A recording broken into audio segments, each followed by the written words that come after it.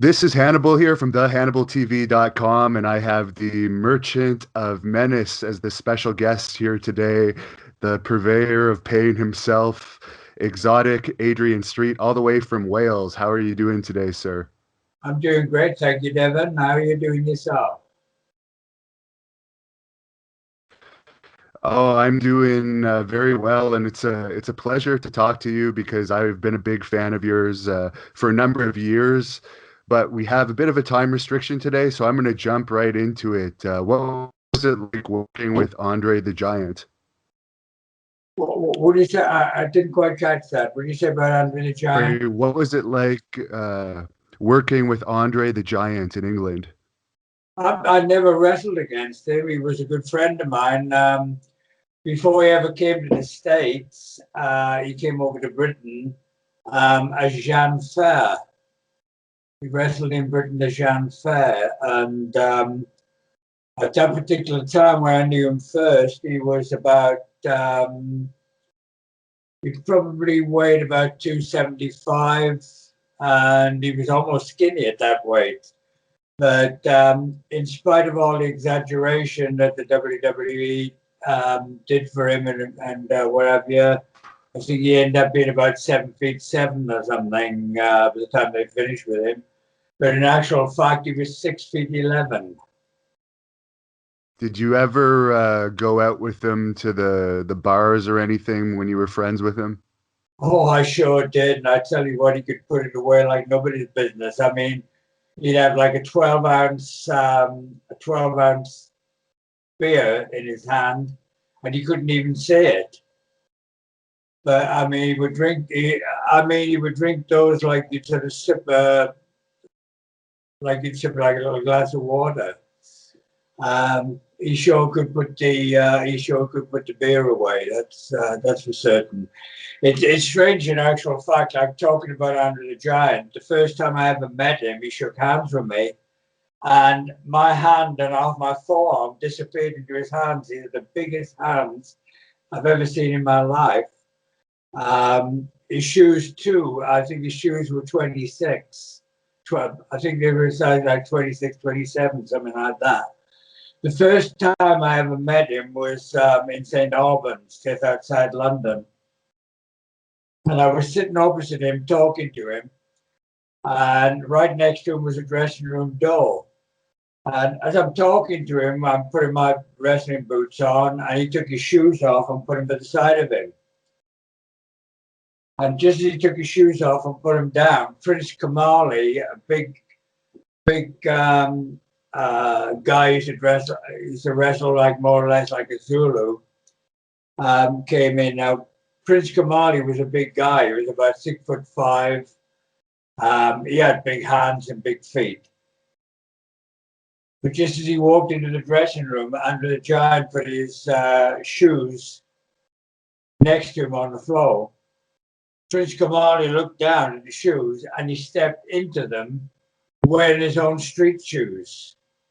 And he was kicking the shoes about like they were like two airing boxes or something on his feet. Wow. I mean, his hands and feet were absolutely enormous. And who would have been challenged more by fans at the bars, him or you, by fans wanting to prove themselves? Because I guess you had the effeminate character, so maybe some of them thought they could beat you. And then Andre, everyone wants to try and prove themselves in a fight against the Giant. Well, I never ever saw anybody. I was in a bar a few times with Andre, and most of the people regarded him with a jaw on their chest because he was a big man, a very big man. Myself, I didn't mind. I didn't mind people. The thing is, if anybody wanted to fight with me, they didn't have a wrestling match. They didn't have a boxing match. They had a fight, and I can fight. I like fighting with I like fighting with boxers. Notice I didn't say I like boxing with boxers because I'm not a good boxer. I boxed on a fairground booth, and I had as many as anywhere between 4 and 7 fights in one night. Wow. or I should say in one day, like the fairground was open all day. And like I say, I can't box. So, I mean, I used to get my face laced and everything like that back at that particular time because they've got rules and everything like that. Now, I don't like rules. I've always said, I've always said it doesn't matter how you win as long as you cheat. But anyway, like Napoleon Bonaparte said it best, never interrupt an enemy when they're making a mistake. And I like to see what they were going to do. And I'd actually feed them. I'd sort of put myself in a position where they thought they had the advantage. And like I say, never interrupt an enemy when they're making a mistake. Instead of having to fight somebody like for a position, for a submission, I like to see where they were going, and I'd actually put myself in harm's way, knowing that I had a great counter to whatever it is they were going to do. I had some great teachers. I mean, I learned the hard way, but I was a quick learner. I very rarely made the same mistake twice. And I like to pick my battleground. I mean, I'll fight a shark if I can pick my battleground, and that's on the beach. Yeah. Now, you were actually, a lot of fans don't know this, but you were actually pretty feared by a lot of the wrestlers out there because you had the shooter reputation. What do you think the most important thing is about being a shooter if you're going to be known as a shooter? What's, other than being able to back it up, like what are some of the most important skills that you've learned over the years? Submissions. The thing is, a guy doesn't. I've known good sort of amateur wrestlers that are good for pinfall, you know, are good at doing pinfalls and what have you. I can do those. I'd be the best of them. But the thing is, a guy doesn't admit being beaten until he's hurt. I've known good amateur wrestlers that are into sort of pinfalls and everything like that. That'll take a guy down and put his shoulders on the ground and say, "There you are, you're beaten." I'll get up and a guy will kick him in the crotch because he hasn't been hurt. I've got so many ways to hurt him there. I'd invent new ways to scream. Yeah, that may have even been a line in one of your songs. You have, for the fans that don't know, Adrian Street and the Pile Drivers and Adrian Street and the Boston Crabs are two of your bands that you've had over the years. Do you still do music? Do I still what? Do you still perform music? This is my first album. Yeah. And My favorite song of yours is Breaking Bones, by the way. oh, do you know something? That was the very first song that I ever recorded. And my music man, I mean, I can't write music. I know how it needs to go and everything like that. But my music man is Don Woods. And I met him through, I went to the studio where I was supposed to do the recording, and they said, like, there's this guy just started writing songs and what have you. His name is Don Woods. I'd never met him at the time. He's hilarious. I've actually had him as a manager for a while when he came out to visit me in the States. But he'd written a song called I'm Only Happy When I'm Stoned. And that was like sort of something you'd imagine Dean Martin sort of singing and everything, like, you know, that sort of thing. But anyway, when I heard it, I started sort of changing the actual lyrics. And instead of like, I'm only happy when I'm stoned, it was like, I'm only happy breaking bones. And I changed the words to it, but the same sort of beat and what have you. And I met him and we sort of jazzed it up a little bit and everything like that. And that's how that one sort of came to be. And he'd also written a song called A Mighty Big Girl. And that was like basically about a guy going to a dance and sort of bumping into a big. I didn't even have to alter the words very much to that. Just sort of change it to sort of actually put some lyrics in there that sort of that sort of sounded more like wrestling. So that's how that one came to be. And then I told him I used to go to the ring actually to Breaking Bones in those days. But then I got a hold of him and I said to him, Don, I need something that's more beaty and sort of more to my character and everything like that. And that's between us we came up with Imagine What I Could Do to You. And it's a song I've always entered the ring to ever since.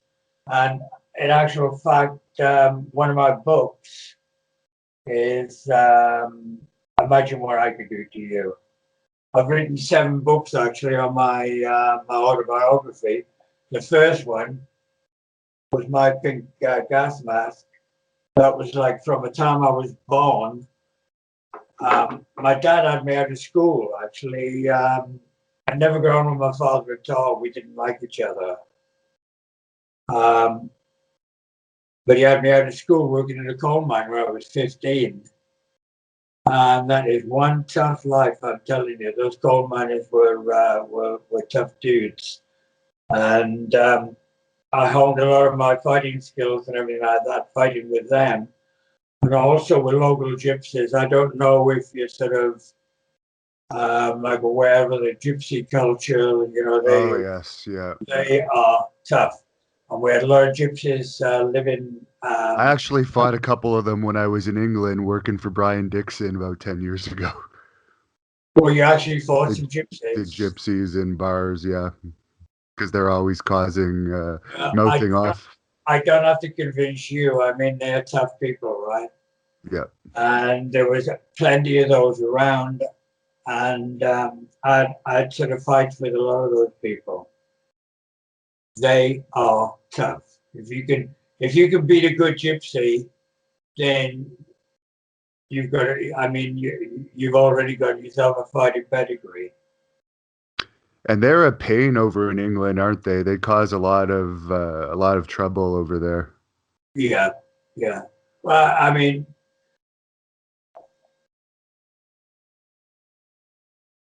they would be sort of. They traveled around and everything like that, and it'd only be a matter of time before they caused so much trouble that the police would be escorting them out of town, and they'd be gone. Maybe for months, maybe for years, maybe for a couple of years, but they'd be back. And like you say, they in this particular book, actually, I've described fights I've had with 2 gypsies in particular. One of them was a great big enormous gypsy that sort of picked on me when I was doing my training for the coal mine, and the other one was a small little gypsy. It was 10 times tougher than the big one. In actual fact, he hit me in the. He took a cheap shot. We kept getting broken up all the time because the thing is, he was really good with his fists. But like I say, I like to pick my own battleground, and my own battleground with somebody who's really good at standing on their feet and using their fists. I take them down on the ground. They were sort of like a fish out of water there, and that's my territory. I can do all kinds of stuff down there. But we kept getting broken up all the time from fairground workers and all the rest of it, and we must have been fighting for more than an hour. Like I said, I'd take him down. The fairground workers would sort of pull us back up again, pull us apart. I was back in his territory. So we were back and forth, back and forth. Finally, he sort of spun around and punched me in the nose. I tell you what, he just went spray my mouth and nose all over my face. We got broken up then and what have you, and he ran off. I never saw him again for years. I was sitting in a cinema one night, getting off, chatting. I was chatting the girl up and sort of getting sort of getting on fine with her. All of a sudden, I heard this. They got that sort of really funny accent, Yes. a really strange accent. In actual fact, there was a movie called Snatch with Brad Brad Pitt. Pitt, yeah. He had that accent off fantastic. I mean, you could hardly understand what they're talking about. I'm sitting in the cinema chatting with this girl, and all of a sudden I heard his awful voice. And he sort of says finally he says, take my seat, he said, I'm going for a piss. But in his own accent. I couldn't believe my luck. He went off to the bathroom, a small bathroom. He wasn't going to be able to run about and jump about or anything like that. I came in behind him. He was actually having a piss at the time. I dived in behind him. I got hold of the back of his head and smashed it right into the tiles. I kicked him and punched him and stomped on him that much. I tell you what, there was blood all over the white tiles. There was even blood on the ceiling. I walked out of there. I couldn't go back and everything like that. I was just, I'd been waiting for this. I've been waiting for that moment for years. And in a way, I wanted to tell him who it was. And I thought to myself, no, I'm going to leave it. If that guy is still alive, he's still wondering what the hell happened to him and who sort of did it. It was me. I tell you what, they say revenge is best when it's served cold. I don't know whether it was cold and like sort of tepid or bloody red hot, but I tell you what, it was good. What did you think about Dynamite Kid, who just passed away? I imagine you knew Dynamite Kid pretty well. Oh, I knew him very well. In actual fact, although he's British, I only ever met him once in a dressing room just before he went off to Canada.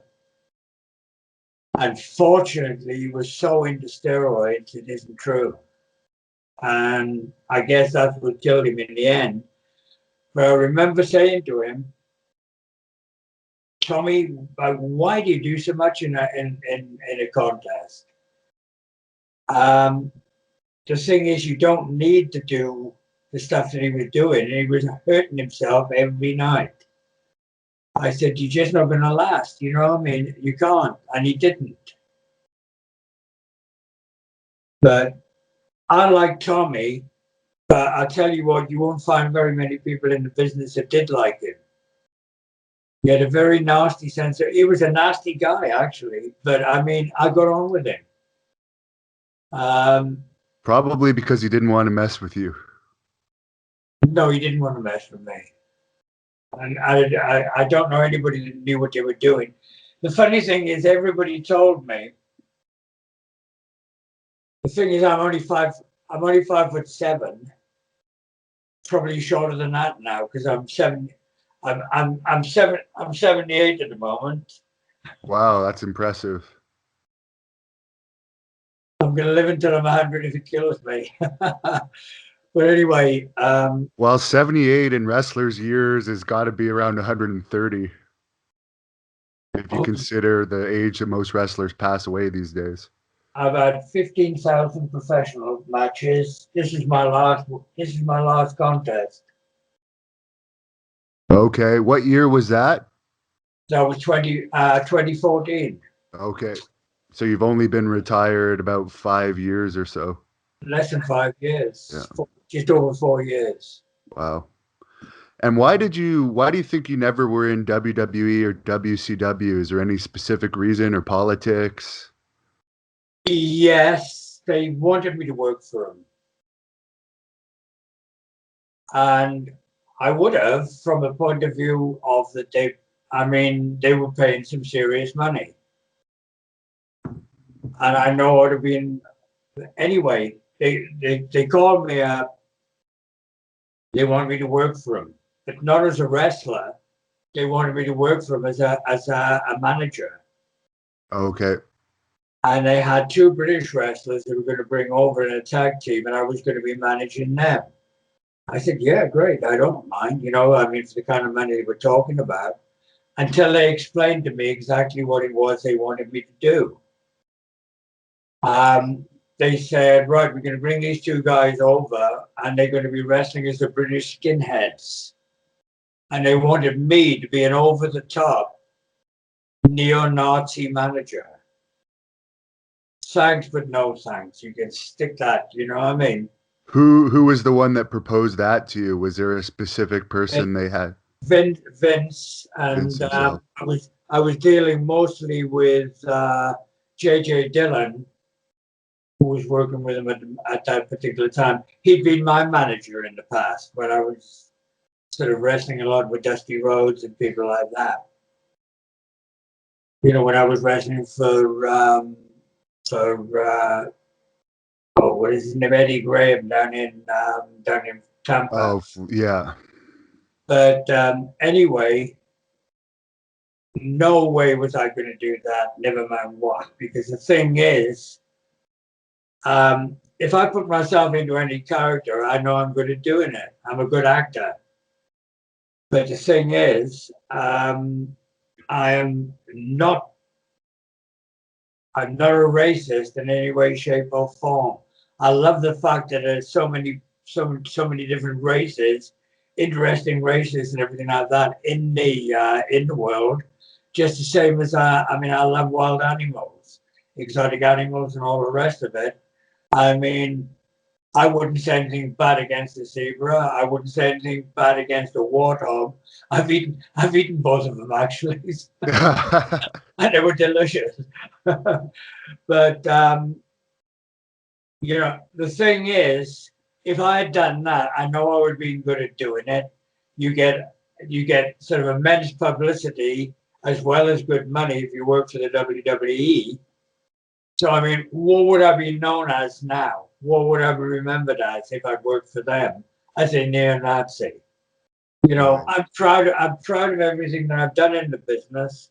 You know, I'm proud of my legacy as what I've done, as what I developed, as what I sort of. I mean, the thing is, Vince must have been impressed with the actual image that I created, because he's tried to copy him enough times. At least twice with when he wanted Rico to do it, he actually sent Rico to me and said, go and talk to Adrian Street. He's the only one that's ever done this properly. I mean, he actually said that himself, but he never ever wanted me to do it. Right. Watching you and then watching even Goldust, it's clear that you could do the gimmick a lot better than Goldust pulled it off. And it seems like Adrian Adonis was a bit of a copy of you too when they had him doing that gimmick. Well, the thing is, this is the way I've always looked at it. Mimicking or copying my mannerisms, like pouting the lips and the limp hand wrist and all that kind of stuff, that's easy to do. I've never ever seen any of them trying to copy or mimic my wrestling skills, because they can't do it. Right. And I've heard numerous stories about you and Macho Man Savage. There's a lot of matches of you guys online. How did you get along with him in the ring, and how was he outside the ring? Because I've heard conflicting stories of how he was to work with. Most people didn't like working with him. I didn't care, because the thing is, I could do whatever I wanted to do with him. The Macho Man was a great athlete, and he could look after himself in a fight. I know that because I won't mention any people that he beat up, but I've known quite a few people that he sort of really belted the hell out of.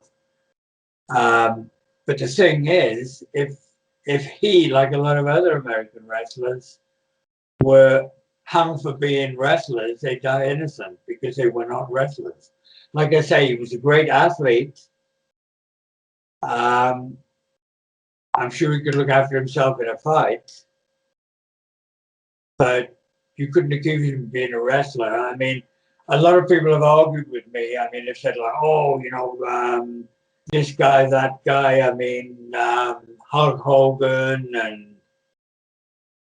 and Jimmy Valiant and Austin Idol. People like that were great wrestlers. They were only appeared to be great wrestlers because the thing is they put asses on seats. They were entertaining. They were very good entertainers. And a lot of them could talk a good fight. But as far as having a good fight is concerned, they'd never beaten anyone in their lives, I don't think, a lot of these people. And like I say, if they were hung for being wrestlers, they died innocent, those guys. They didn't have a clue. Dusty Rhodes would probably fall into that category, and you had some great matches with Dusty over the years, but I'm surprised he never brought you into WCW. Did he ever talk about bringing you into one of the bigger companies when he was booking? I was already in a bigger company when Dusty Rhodes. Dory Funk Jr. was the booker for the WCW, or the NWA as they were when I worked for him. And he's the guy that actually brought me in. And I was doing great. But anyway, he was replaced by Dusty Rhodes, and I'd already upset Dusty Rhodes in Florida.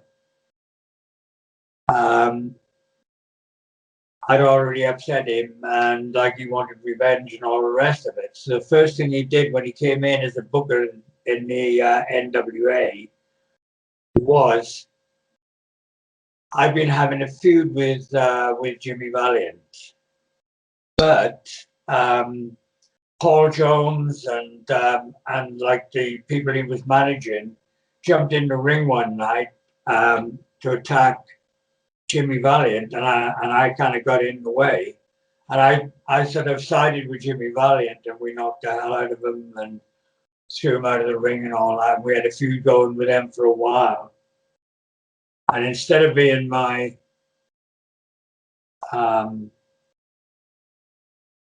my adversary, we sort of quit doing that sort of deal and everything like that. Jimmy Valiant and I teamed up, and we were wrestling against like anybody, the Assassins and Kamala and all those people. And we were doing great. I mean, all of a sudden we were the new kids on the block. We were the hottest deal that the NWA had. Anyway, Dusty Rhodes came in as a booker to replace Dory Funk Jr. And he still had a grudge against me. But anyway, like I say, we were the hottest thing. So he turned round and teamed up with Jimmy Valiant and myself. So if there was any three-a-side tag matches and stuff like that. Anyway, he actually got over in the NWA the fact he was associated with Jimmy Valiant and myself. Then as soon as he was actually over, he fired both Jimmy Valiant and myself. And that's the way he did it, you know. I mean, obviously, Dusty Rhodes was good at a booker, you know, knowing who to put on with whom and all that kind of stuff, because that's what he didn't have a clue as far as fighting or wrestling is concerned. But the thing is, like I say, he could talk and he did all that silly jazzy sort of stuff and all the rest of it. And if he was a booker, then he could do whatever he wanted to do, and he could beat whoever he wanted to beat. And last question for today. I was wondering if you could give us some of your memories of working for Stampede Wrestling here in Canada. I've heard you say in the past the pay wasn't the greatest, but how was your experience overall working for the Hearts? The journeys were too long. Didn't like the Hearts very much, actually. I guess I like Bruce the best. No, Bruce, I got on very well with Brett. In actual fact, it was me that sort of arranged for Brett to actually work in Germany. Interesting. The Kaiser, the German promoter, he actually came over to Canada to do some talent scouting, sort of bring some people back to the German tournaments, and I was the only one that he actually wanted. And he thought I was an American for whatever reason. But anyway, he wanted me to come, and I made one of the conditions that he made one of the conditions of me going out there. I made one of the conditions. If you take me, you're going to take Brett. He wasn't interested in that. He wasn't interested in any of them. And Brett said to me, he said, "Do you think you could bring Neidhart out as well?" I said, "As a favor to you, yeah." So it was me that actually got Neidhart and Brett out there. Then Keith Hart came to me and he said, "Oh," he said, "You got Brett and Neidhart out there." He said, "Do you think you'll take?" He said, "Do you think you can get me out there?" I said, "I could." He said, "Will you?" I said, "No." And he said, "Why not?" I said, "I don't like you." But anyway, he was determined to do it. He was determined to actually go out there. And he actually paid himself and went to the tournaments, and he came there every night. And the booker out there, he said, "This guy," he said, "isn't much bigger than you." He said, he said, "He's hanging about and whatever." He said, "Like he's Bret Hart's brother." He said, "Do you want to work with him?" I said, if you use him, I said, "I'm going." And I tell you what, I was one of the biggest draws they had. I had a gold cup from them, actually. It's the best attraction of the Hanover tournament. And I said, if you use him at all, I said, I'm not wrestling with him. I said, but if you use him at all, I said, I'm back. I'm gone. I'm history. And they wanted me to sign a contract to go back there for the next year. And that was one of the stipulations. I said, I'll sign the contract and I'll come back next year. But you don't use him. I don't like the guy.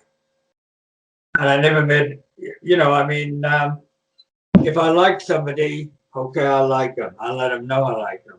If I don't like them, I like to let them know too. So there's no sort of question about it or anything like that. Then it's up to them to keep out of my way if they want to stay safe. Now you've shown your musical album, you've shown your books throughout this interview. Do you want to let the fans know where they could pick up some of this merchandise?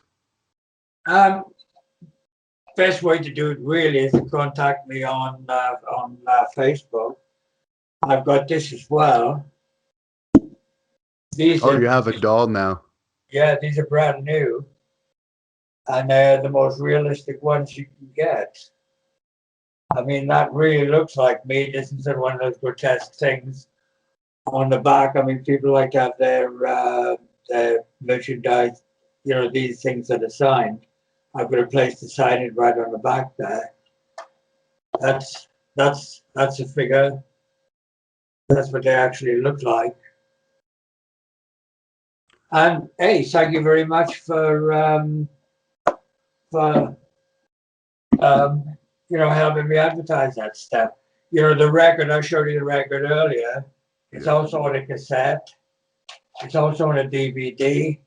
And this is my second album, Naughty But It's Nice. And you should put some of your songs on iTunes, in my opinion, because there's definitely a few iTunes songs I would download if you put some of your music on iTunes. I don't know if you've ever considered that.